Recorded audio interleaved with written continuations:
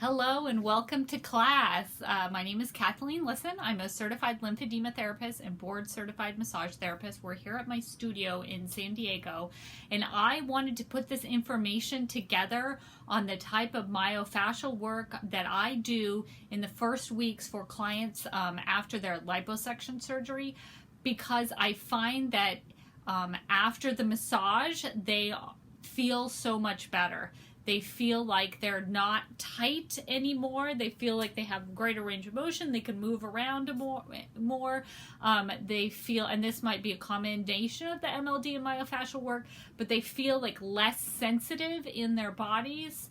And the hot stones just makes them relax during the massage, which makes it easier, especially later on in the recovery process if you have any kind of fibrosis that you need to get through. I find if you use hot stones, it really helps the client to relax. And I've kind of inched these things that I do in my regular plastic surgery massage and my fibrosis massage closer and closer to that 1 or 2 week mark after surgery, and just trying and seeing does this work a little bit earlier on.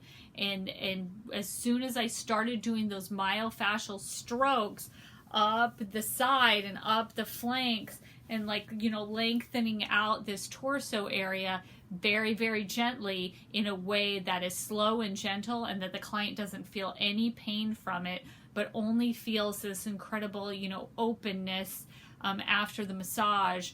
It's really been one of the aspects of my massage that doesn't take a lot of time in the hour of massage, but gives a lot of benefits. So I just wanted to share more of the details and just more information about what's going on with liposuction, what's going on, where in the fascia are they actually doing that operation. They are doing it close to fascia, so I believe that that's why fascia is involved.